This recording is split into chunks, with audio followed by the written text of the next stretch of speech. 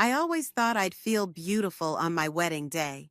Instead, I feel like I'm burning alive in $3,000 worth of white satin and lace. You okay? Emma squeezes my hand as we stand just outside the reception hall doors. The string quartet inside has just finished tuning up. Just need a minute. I force a smile that doesn't reach my eyes. My makeup artist spent 90 minutes making me look effortlessly radiant, but my reflection in the mirrored wall shows a woman I barely recognize. Emma adjusts my veil, her eyes searching mine. Noelle, talk to me. Is this just normal wedding jitters or... I'm fine. The lie comes easily. I've been telling it to myself for weeks. The doors swing open and 100 faces turn toward me. Alfred stands at the front of the room, tall and impossibly handsome in his tuxedo. His smile is brilliant, practiced, the same one he uses to charm juries. My stomach twists. I scan the crowd as I walk in, nodding at colleagues, distant relatives, and Alfred's law partners. My mother sits rigidly in the front row, her approval as conditional as always. Bryant, my mentor, gives me a subtle thumbs up from his table. And then there's Violet, my sister, standing by the champagne fountain, looking everywhere but at me. The quartet begins playing as I make my entrance. Alfred extends his hand as I approach. His fingers are warm when they close around mine, but I feel nothing. Just hours ago, I found a text on his phone while he was in the shower. Not the first suspicious message I'd glimpsed, but the most damning. "You look stunning," he whispers. And for a second, I almost believe he means it. The officiant begins, and I go through the motions. My voice sounds distant to my own ears as I repeat words about honor and cherishing. Alfred's vows are eloquent, of course. He's always been good with words, too good. If anyone can show just cause why this couple cannot lawfully be joined together in matrimony, let them speak now or forever hold their peace. The traditional pause, a few awkward chuckles from the crowd, and then, "I have something to say." The voice cuts through the room like a blade. Conversations stop. Glasses freeze midway to lips. I don't need to turn to know it's Violet. "I'm sorry, Noelle." My sister's voice wavers. "I can't let you do this." The room tilts slightly. Alfred's hand tightens around mine, his fingernails digging into my palm. "Violet, this isn't the time," my mother hisses, half rising from her seat. But Violet continues, each word striking like a physical blow. "Alfred and I have been sleeping together for the past 8 months. The collective gasp seems to suck all the oxygen from the room. I turn slowly, feeling as though I'm moving underwater. Violet stands there in her maid of honor dress, the one I spent weeks helping her choose, her face flushed, eyes glassy with tears that look almost genuine. "It started as just one night," she continues, her voice growing stronger. "But it became more. I'm in love with him, Noelle, and he loves me too." I look back at Alfred, whose face has drained of color, not from shock, from being caught. The calculation is already happening behind his eyes. I can see it, having witnessed it in the courtroom. He's measuring responses, weighing options. "Noelle," he starts, his tone placating, the same tone he uses with difficult clients. "This isn't, she's confused." 8 months, I repeat, my voice surprisingly steady. "That would be right after our engagement party, wouldn't it?" Alfred blinks, thrown by my calmness. "She's making this up. You know how Violet gets, always wanting attention." "The text I saw this morning," I continue, "the one that said, 'After today, we won't have to hide anymore.' That wasn't from a client, was it?" The room is so quiet I can hear the ice melting in abandoned drinks. My mother's face is a mask of horror. Emma has moved closer, ready to catch me if I fall. But I won't fall, not here. Did you think I wouldn't find out? I ask, loud enough for everyone to hear. Or did you just not care? Alfred reaches for my arm. Let's discuss this privately. I step back, out of his reach. There's nothing to discuss. I turn to face our guests, these people who came to celebrate our love. Some look horrified, others embarrassed. A few, Alfred's friends, almost amused. I remove my engagement ring, the 3-carat diamond catching the light one last time. Thank you all for coming, I say, my voice clear and controlled. Unfortunately, there won't be a wedding today. I place the ring in Alfred's palm, closing his fingers around it. His expression shifts from damage control to genuine alarm. He hadn't expected this version of me. Noel, don't. I cut him off with a single look. Then I turn to Violet, who's watching with wide eyes, like she's surprised by the consequences of her own actions. Thank you, I tell her, and confusion flickers across her face. Thank you for the confirmation. I walk back down the aisle alone, head high, the weight of 100 stares on my back.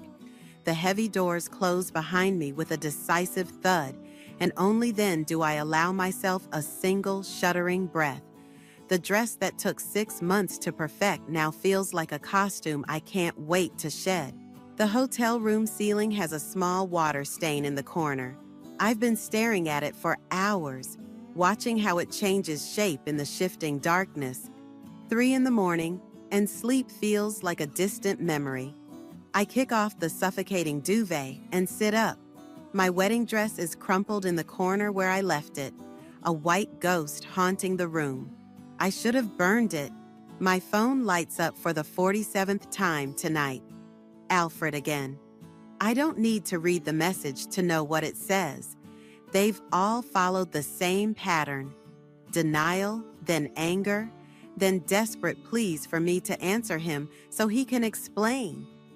What is there to explain about sleeping with my sister? I scroll through older messages instead, hunting for clues I missed. There are hundreds between us, daily check-ins, dinner plans, sweet nothings, lies, all of them. But something catches my eye, a text from 3 months ago. Can't make dinner tonight. Emergency client meeting. Don't wait up. I remember that night. I'd called his office when he didn't answer my texts, and his secretary said he'd left early.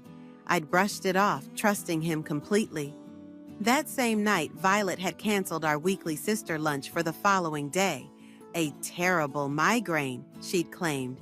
My fingers move before my brain catches up, dialing Emma's number despite the hour. I'm awake, she answers immediately. Are you okay? I need you to tell me something, I say, my voice hoarse. That weekend we went to the coast 3 months ago. Did Violet say anything about where she was the night before? Emma hesitates. She mentioned meeting friends for drinks. Why? Which friends? She didn't say. Noel, what's going on? I close my eyes. I think it's been happening longer than 8 months. The silence on the other end confirms my suspicion that Emma had the same thought. I'm coming over, she says finally. No, I need to be alone tonight. I pause. But tomorrow, I need your help with something. Brian's office has always been my sanctuary. The smell of old books and coffee, the view of the city skyline, the quiet confidence of a space where I've grown from nervous intern to partner track architect. You should take some time off, he says, leaning against his desk. His eyes are kind but concerned. No one would blame you. I'd blame me. I straighten the models on his shelf, needing to fix something, anything. Work is the only thing that makes sense right now.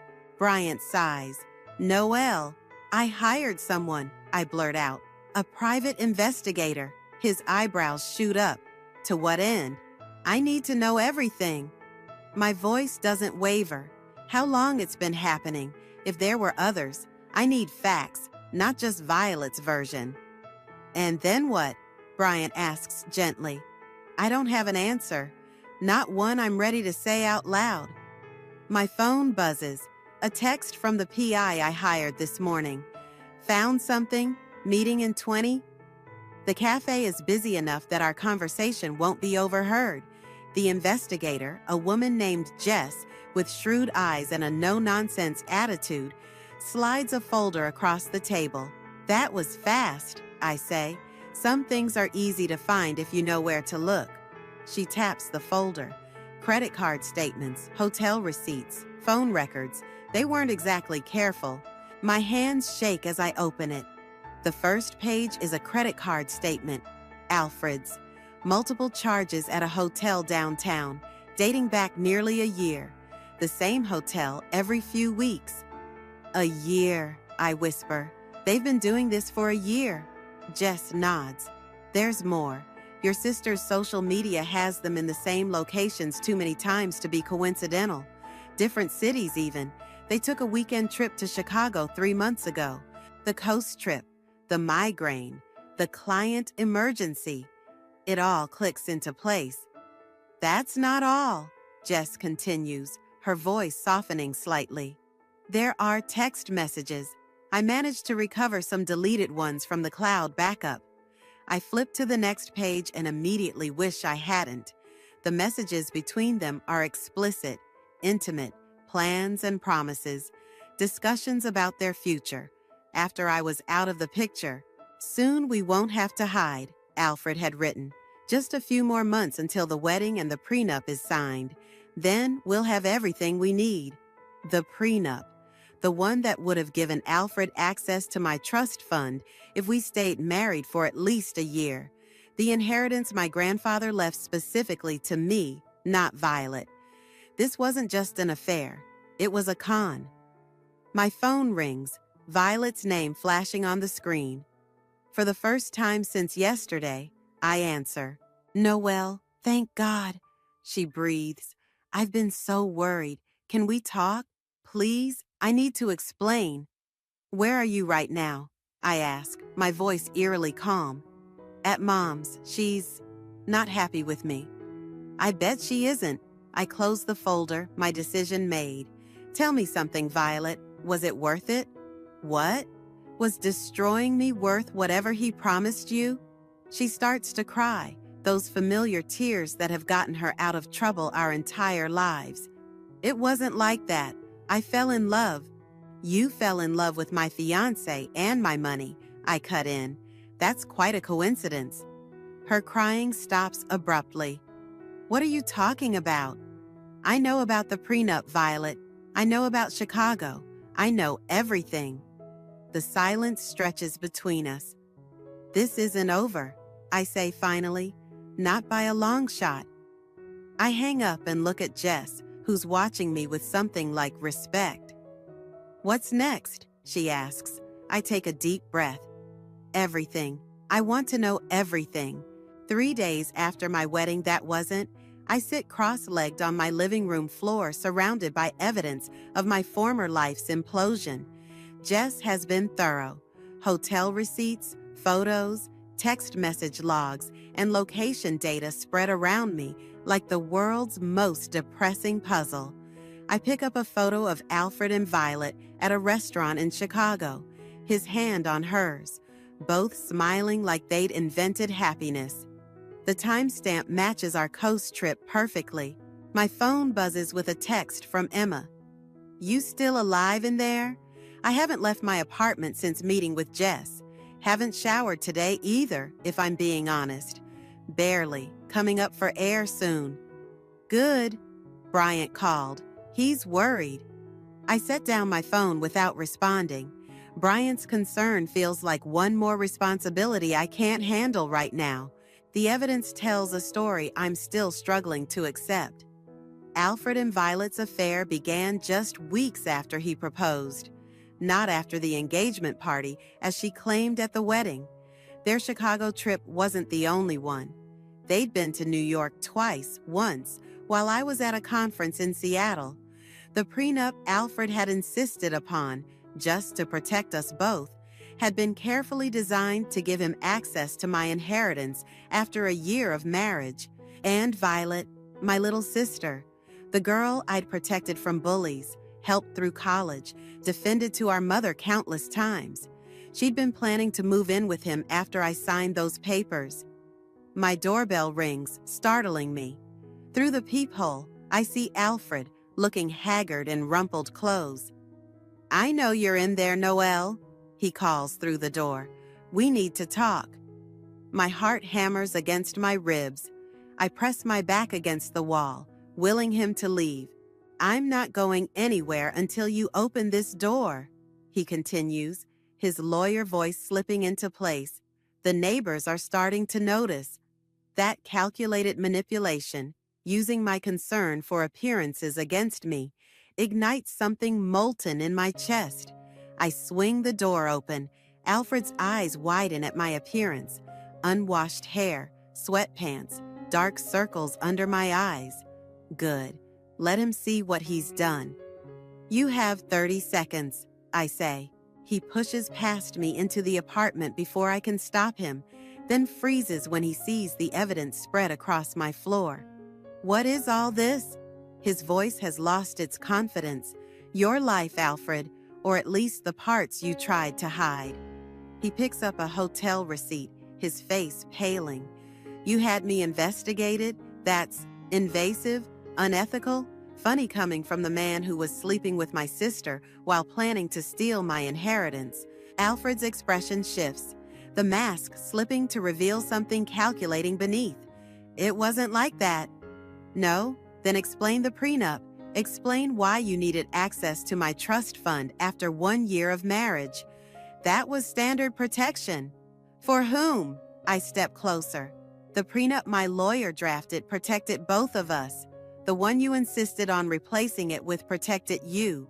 Only you." He runs a hand through his hair, a gesture I once found endearing. Now I see it for what it is, a practiced move to appear vulnerable. "I made a mistake with Violet," he says, voice softening. "A terrible mistake, but I love you, Noelle. I've always loved you." Something breaks loose inside me, a laugh so bitter it scrapes my throat. "You've never loved anyone but yourself. That's not fair." "Fair?" I grabbed the Chicago photo and thrust it at him. "Was this fair? This was the weekend I was with Emma, grieving the anniversary of my father's death. You knew that. You knew what that weekend meant to me." His silence is damning. "Get out," I whisper. "Noelle, get out," I scream, my voice cracking. "Before I call the police and tell them how you tried to defraud me." That gets his attention. Alfred straightens, lawyer mode fully engaged. "You have no proof of intent to defraud." I gesture to the floor. "I have enough to make your life very uncomfortable. Your firm doesn't like scandals, does it? Especially ones involving senior associates and inheritance schemes." His jaw tightens. "This isn't over." "Actually, it is." I open the door. "And Alfred, tell Violet I know about the necklace too." His eyes flicker with confusion, then alarm. I don't have any information about a necklace. It was a shot in the dark. But his reaction tells me there's something there, something I need to find. After he leaves, I collapse onto the couch, adrenaline draining away. My phone rings. "Bryant again?" This time I answer. "I'm alive," I say before he can speak. "Glad to hear it." His voice is warm with relief. "Listen, I need to tell you something. Alfred came by the office yesterday." I sit up straight. "What? Why?" "He wanted to know if you'd been in contact with any of our clients, specifically the Westmore development." The Westmore development, my biggest project, the one that could make my career. "He claimed that as your fiancé, he was concerned about your mental state affecting the project," Bryant continues. "I showed him the door, but Noelle, he's trying to undermine you professionally." Cold clarity washes over me. This isn't just about my heart or my money anymore. Alfred is trying to destroy everything I've built. "I'll be in tomorrow," I tell Bryant, already gathering the evidence into a folder. "You sure you're ready?" I look around my apartment at the shrine to betrayal I've been building. I can't hide forever, and I need to find out what this necklace is about. What necklace?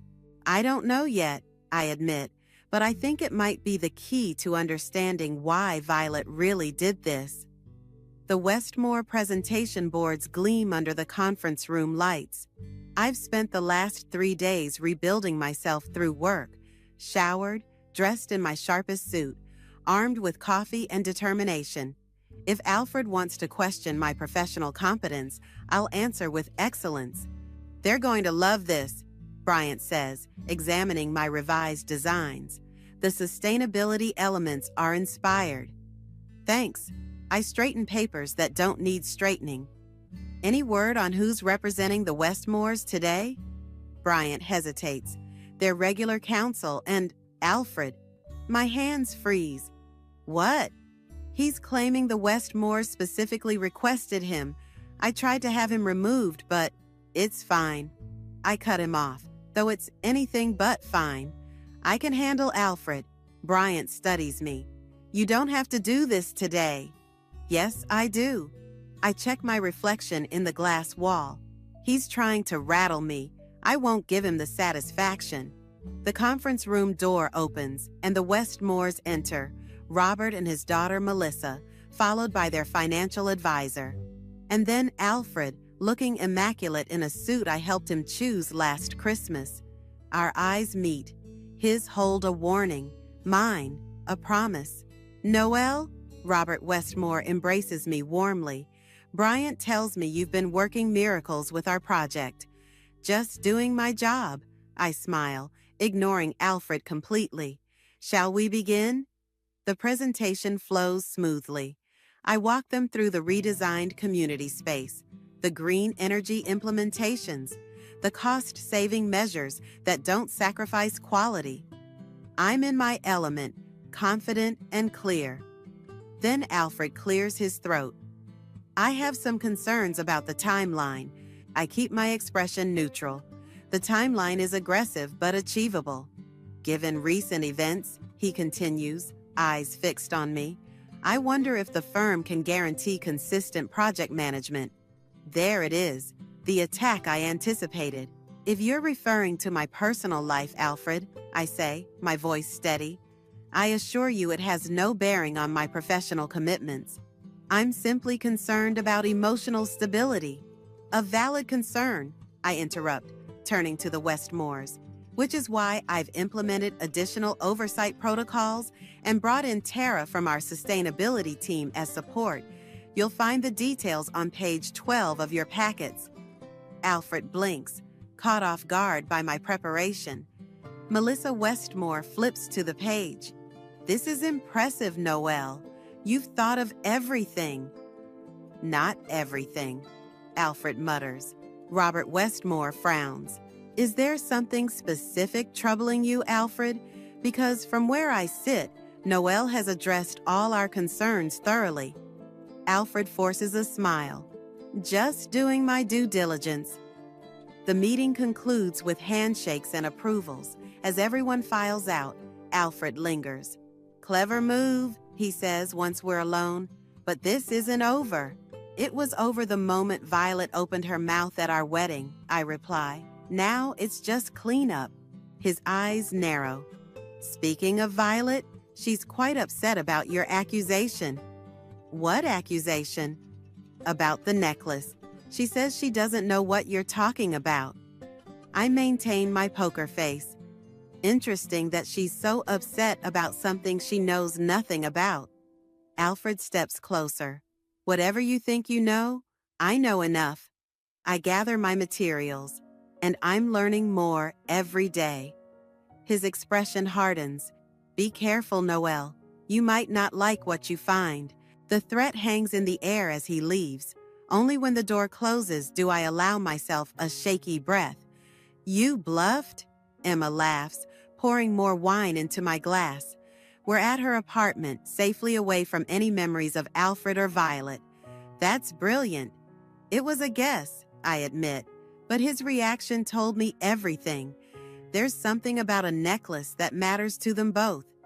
Emma's smile fades. Do you think it could be your grandmother's emerald? The one your mom gave you for the wedding? My stomach drops. The emerald necklace, a family heirloom meant to be worn by Henderson women on their wedding days. My mother had presented it to me with rare emotion, a moment of connection between us. I never even wore it, I whisper. It was in my jewelry box for the ceremony. Emma sets down her glass. When did you last see it? I close my eyes, thinking. The rehearsal dinner. I showed it to Violet when she came to my room to borrow earrings. And after the wedding chaos? I haven't checked. My hands begin to shake. You don't think... Emma's expression is grim. Call your mother. The conversation with my mother is brief and painful. Yes, the necklace is missing. No, she hasn't seen it since giving it to me. Yes, she's furious about the wedding disaster. No, she doesn't want to discuss Violet's behavior. After hanging up, I stare at my phone. If they stole my grandmother's necklace, then this wasn't just about the trust fund. Emma finishes. It was about hurting you completely. My phone pings with a text from Jess. Found something on V's friend Daria. You'll want to see this. Attached is a photo of Daria and Violet at a cafe, huddled in conversation. The timestamp is 2 days ago, but what catches my eye is the glint of green at Violet's throat, partially hidden by her scarf. My grandmother's emerald. I need to talk to Daria, I say, showing Emma the photo. Violet's best friend? She'll never betray her. Maybe not. I finish my wine. But Daria and I were friends once too, before Violet claimed her. And unlike my sister, Daria has a conscience. I send a text to Daria. We need to talk about the necklace Violet's wearing. Tomorrow, 10 a.m., Riverside Cafe. Come alone. The response is immediate. How did you know? I don't answer. Let her worry overnight about what I know and what I don't. Tomorrow, I'll start getting real answers. Riverside Cafe bustles with morning customers. But I spot Daria immediately. She's hunched over her coffee, eyes darting nervously toward the door. When she sees me, her face pales. I slide into the seat across from her, setting my phone face up on the table, recording app ready. Thank you for coming, I say, keeping my voice neutral. Daria's fingers twist around her cup. I almost didn't. But you did. That says something. She looks thinner than I remember, dark circles under her eyes. Violet's friendship has always come with a cost. I don't know what you think I can tell you, she begins. I pull out the photo and place it between us. You can start by explaining why my sister is wearing my grandmother's emerald necklace. Daria stares at the picture, then closes her eyes briefly. I told her not to wear it in public. So you knew she took it. Not initially. Daria's voice drops. She showed up at my place after your wedding, or non-wedding, wearing it under her dress. Said it was a gift from your mother. My mother would never give Violet that necklace. The certainty in my voice makes Daria flinch. It's been passed to the eldest daughter for generations. That's what I thought, but Violet was convincing. I lean forward. What else has she convinced you of, Daria? She looks away. I don't want to be in the middle of this. You already are. I keep my voice gentle but firm. How long have you known about her and Alfred? Since Christmas.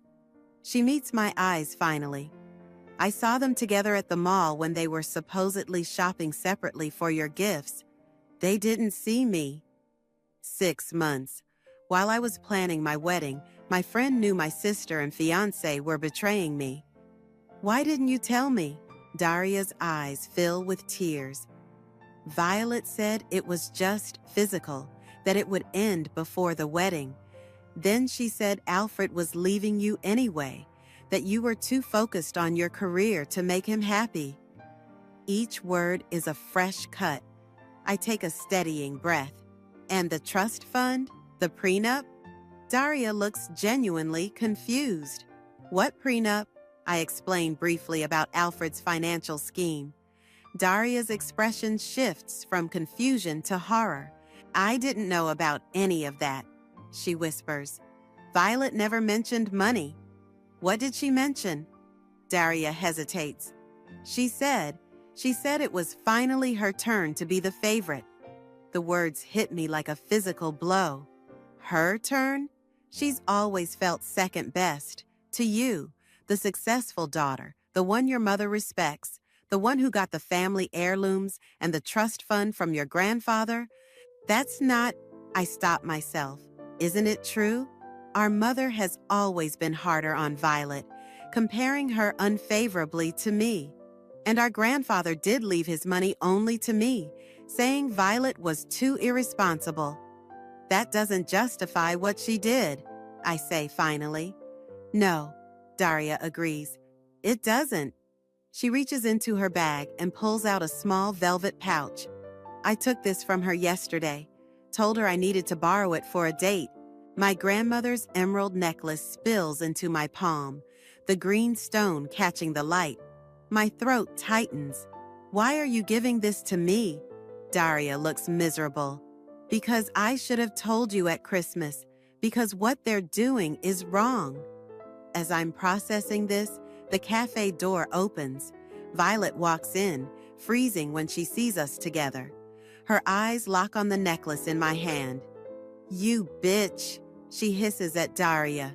You said you needed it for a date. Daria stands, gathering her things. I'm sorry, Violet. I can't do this anymore. She squeezes my shoulder before hurrying out, leaving me alone with my sister. Violet slides into the vacant seat, her initial shock hardening into defiance. So now you're turning my friends against me too? I didn't have to turn anyone. Your actions did that. She scoffs. Always so self-righteous. Poor Noelle, the perfect victim. Why did you take this? I hold up the necklace. It wasn't enough to take Alfred? Something flickers across her face. Pain, maybe even shame, before the mask returns. Mom should have given it to me. She only gave it to you because you're the responsible one. So you stole it. I borrowed it. Like you borrowed my fiancé. The words come out sharper than intended. Violet leans forward. Alfred and I love each other. That part wasn't a lie. And the prenup? The plan to access my trust fund? Was that love too? Her expression falters. What are you talking about? For a moment, I almost believe her confusion is genuine, but I've seen the evidence. Stop lying, Violet. I know everything. Clearly you don't, she snaps. Alfred never mentioned any trust fund to me. A cold feeling spreads through my chest. Then why? Because I was tired of being second place. Her voice rises, drawing glances from nearby tables. My entire life, it's been, why can't you be more like Noelle? Do you have any idea what that's like? So you destroyed my wedding to get back at me? I struggle to keep my voice steady. How does that make you first place in anything? Violet's eyes fill with tears that for once seem real. It wasn't supposed to happen like that. I was drunk, emotional. Alfred said we should wait until after. She stops abruptly. After what? I press. Nothing. She stands, grabbing her purse. Keep the stupid necklace. It doesn't matter anymore. As she turns to leave, I catch her wrist. Violet, if Alfred was using you too. He loves me, she insists, but uncertainty clouds her eyes. He's going to prove it. How? She pulls away. You'll see. We both will. After she leaves, I sit motionless, the necklace heavy in my hand. My phone buzzes with a text from Jess. Found something in A's email. Meeting tonight? I reply immediately. Yes, and bring everything you have on my mother's finances. The pieces are starting to fit together, forming a picture I never expected, one where Violet might be as much a victim as I am. Your mother is broke. Jess slides financial statements across my kitchen table, or she will be very soon. I stare at the documents, trying to make sense of them. Bank accounts nearly empty. Credit cards maxed out. A second mortgage on the family home I grew up in. That's impossible, I say. My mother is obsessively careful with money. Was, Jess corrects. Something changed about 18 months ago. Large withdrawals, luxury purchases, a trip to Monaco. Monaco? My mother, who considers a weekend in the Hamptons an extravagance? Could someone have stolen her identity? Jess shakes her head. The purchases were made in person. Credit card receipts have her signature. I flip through the statements again, noticing a recurring charge. What's Horizon Partners? Investment firm. Very exclusive. Jess pulls up information on her tablet. Minimum buy-in of $200,000. The amount matches a withdrawal from my mother's retirement account. And look who's on their client relations team. Jess turns the tablet toward me. Alfred's face smiles back at me from the company website. I don't understand, I whisper. Alfred is a corporate lawyer. He doesn't work in investments. According to my sources, he doesn't work for Horizon officially. He refers select clients for a commission. My mind races. Alfred met my mother through me 3 years ago. He proposed a year and a half ago, right when these financial changes began. He's been playing a longer game than I realized, I say, feeling sick. But why involve Violet? Insurance, maybe. Jess gathers the papers. Or just keeping it in the family. I think of Violet's confusion about the trust fund, her insistence that Alfred loves her. What if she's telling the truth about not knowing his financial motives? I need to talk to my mother. My childhood home looks smaller somehow, the garden less immaculate than I remember. My mother opens the door before I can knock, her expression guarded. This is unexpected, she says, not moving to let me in. We need to talk. I hold up the financial documents. About Horizon Partners. Her face pales. She glances at the neighbor's house, then pulls me inside. The living room is the same as always, formal, impeccable, unlived in. But there are subtle changes. The silver candlesticks missing from the mantel. The space where a small painting once hung. Where did you get those? She demands, nodding at the papers in my hand. That's not important. What matters is that Alfred has been stealing from you. She laughs, a brittle sound. Don't be ridiculous. Alfred helped me invest my money. In a scheme. Mom, Horizon Partners isn't legitimate. They take your money and... Stop. Her voice is sharp. I know exactly what I invested in. The returns have been exceptional. Have you actually received any returns, or just statements showing growth? Her hesitation tells me everything. Mom, I say gently, when was the last time you tried to withdraw money from this investment? She sits down heavily. They require a 12-month commitment, which conveniently would have ended right after my wedding. I sit beside her, after I signed Alfred's prenup giving him access to my trust fund. That's absurd. Alfred wouldn't... She stops, uncertainty crossing her face. He and Violet are both involved, yes, though I'm starting to think Violet doesn't know the full extent of it. My mother's composure cracks. I've lost everything, haven't I? The vulnerability in her voice strikes me. I've never seen her like this, scared, diminished. Not everything, I say. We can fight this, but I need to know when Alfred first approached you about investing. She tells me everything, how Alfred had mentioned exclusive investment opportunities, how he'd shown her fabricated success stories, how he'd made her feel special for being included. I was trying to secure our future, she says. Your father never left us with much security. The mention of my father, who died believing he'd provided well for us, stings. Did Violet know about your investments? My mother nods slowly. Alfred brought her to one of the meetings. Said it would be good for her to learn about finance. And she never mentioned it to me? I asked them not to. I wanted to surprise you with the returns. Her laugh is hollow. I was a fool. As we talk, pieces click into place. Alfred cultivated relationships with both my mother and sister, using each relationship to strengthen his position. The prenup was the final piece, access to the one fortune he couldn't touch otherwise. My phone buzzes with a text from Emma, 911. Violet just called me crying. She's at Alfred's apartment and needs help. Says he's showing his true colors. Cold dread washes over me. I have to go. Violet's in trouble. My mother grabs my arm. What are you going to do? What I should have done from the beginning. Protect my sister. After what she did to you? Disbelief colors her voice. She's still my sister. I head for the door, and Alfred has been manipulating all of us. Noelle, my mother calls after me. Be careful. Men like Alfred, they don't like losing. Outside, I call Emma. I'm on my way to Alfred's. Call Bryant and tell him what's happening. Shouldn't we call the police? I think of Alfred's connections, his ability to charm and manipulate. Not yet. First, I need to get Violet out of there. As I drive, another text comes through. From Violet this time. I'm sorry. You were right about everything.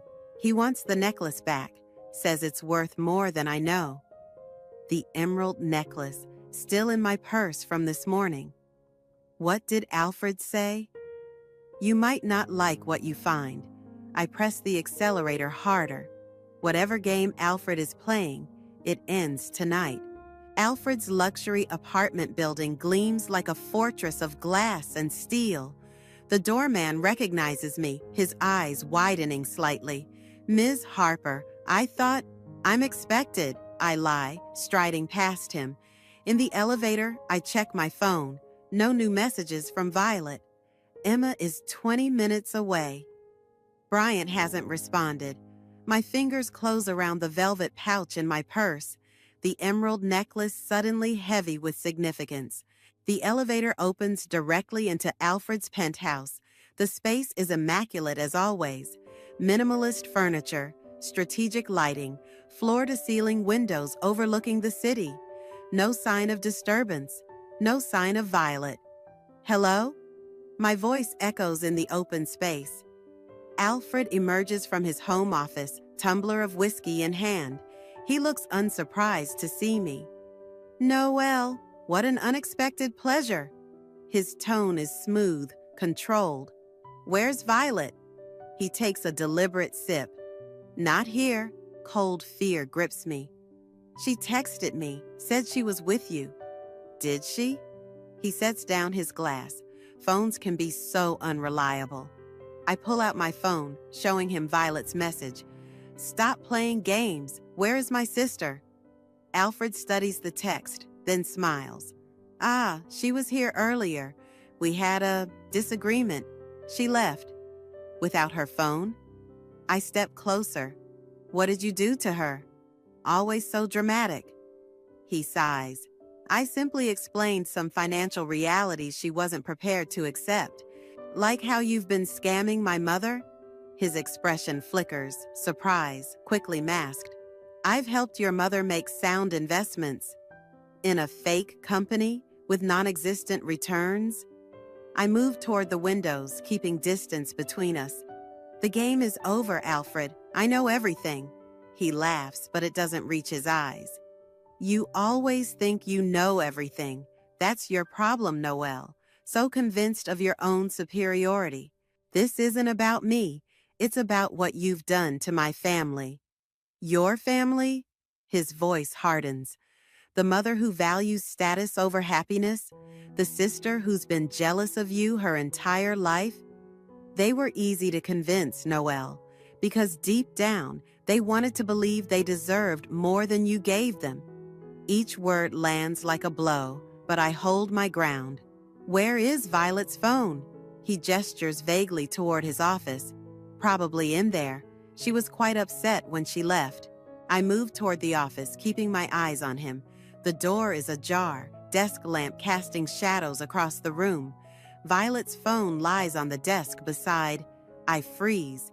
Beside it is a jeweler's loop and a document titled Emerald Authentication. Curious about the necklace?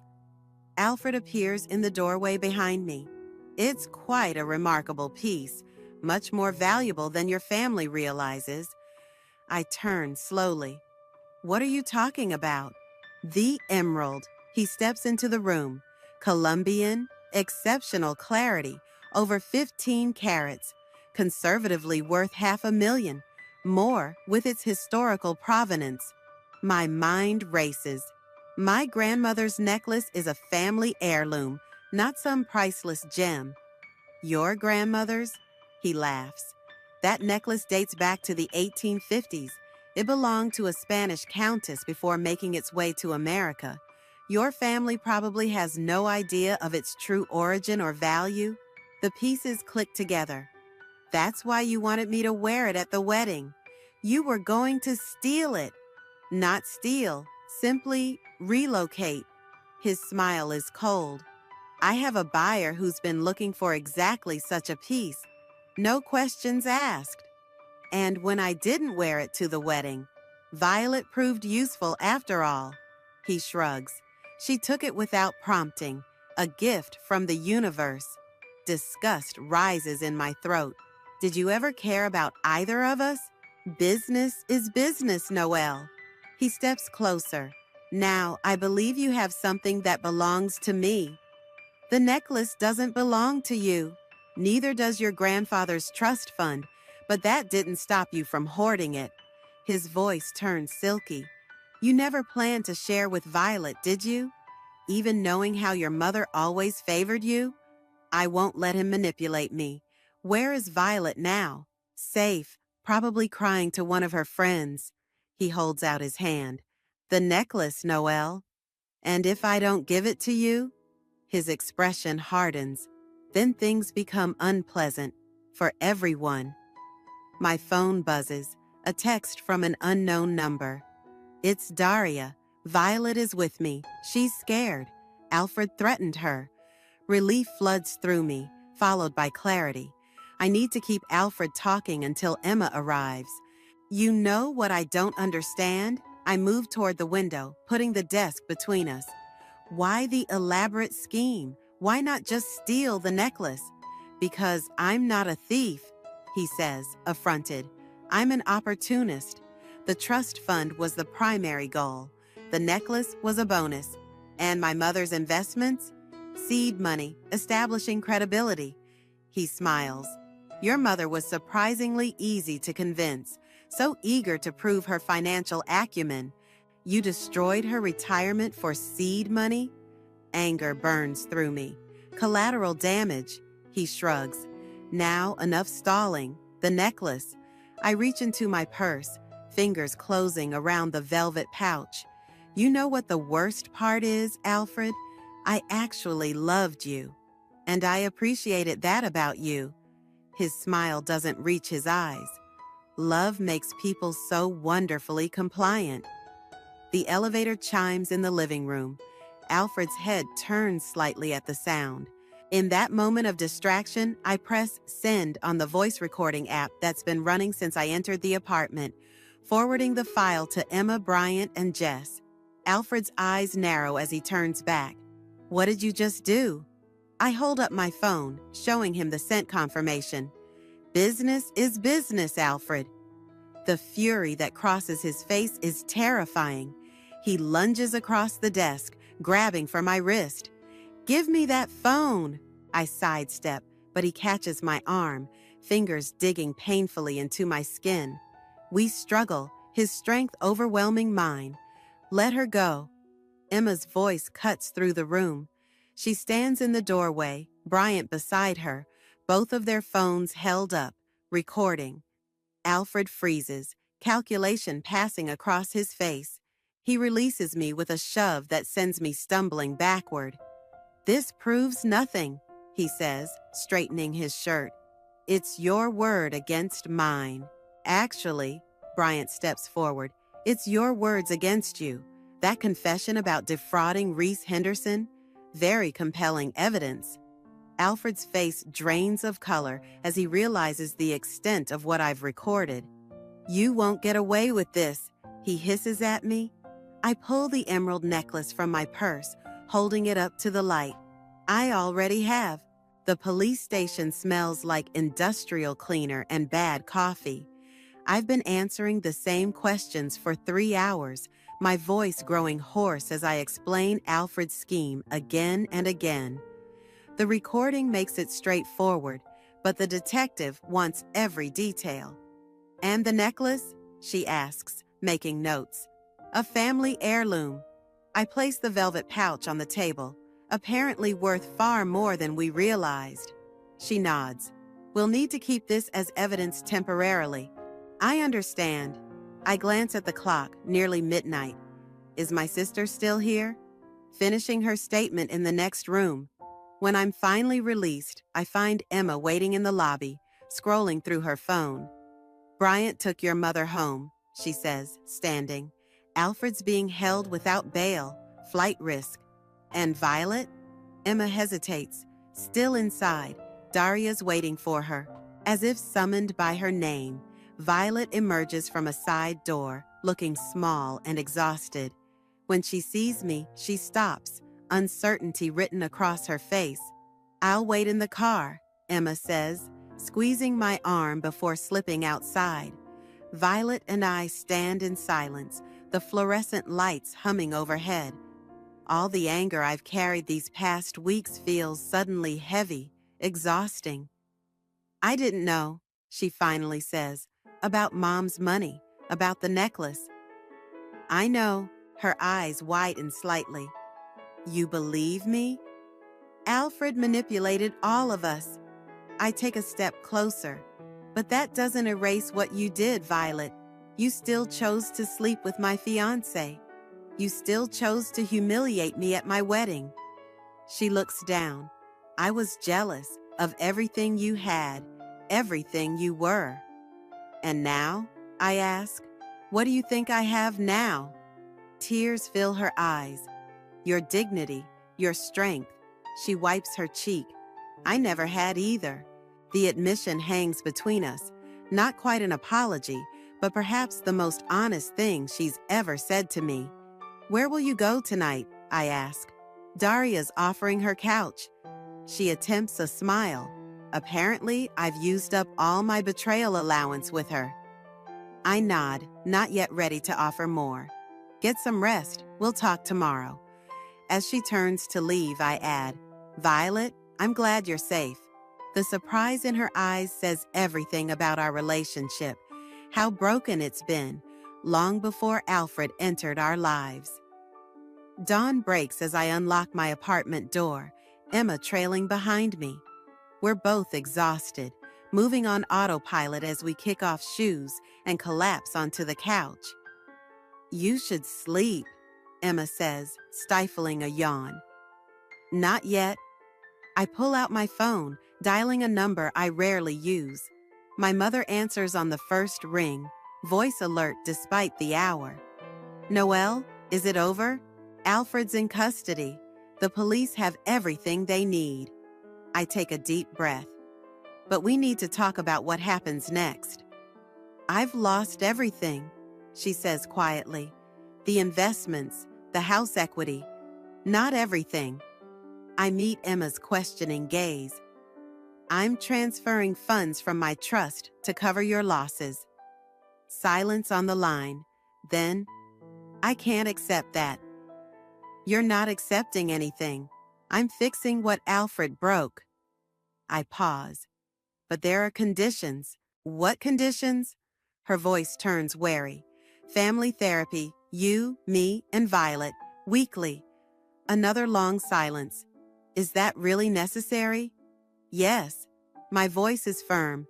"What happened with Alfred exposed cracks that were already there. We need to address them. And if I refuse, then you'll still get the money." I close my eyes, finding strength I didn't know I had. "But you won't have me." I hear her sharp intake of breath. "You'd cut me off?" I'd stop enabling patterns that hurt all of us. The words feel right as I say them. I love you, Mom, but I won't sacrifice my well-being for your comfort anymore. When she finally speaks, her voice is different, smaller, but somehow more real than I've heard in years. When do we start? After we hang up, Emma studies me. You okay? Getting there. I lean back, exhaustion washing over me. I never thought I'd be using my trust fund to bail out my mother and rebuild a relationship with the sister who slept with my fiancé. Emma smiles.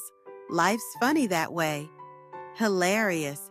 But I find myself smiling too. My phone buzzes with a text from Bryant. Just heard from the jeweler. Your grandmother's emerald is indeed museum quality. The authentication is legitimate. I show Emma the message. At least one good thing came from this mess. Besides exposing your con man fiancé and beginning to heal your dysfunctional family, she asks dryly. Besides that, we lapse into comfortable silence as the morning light strengthens.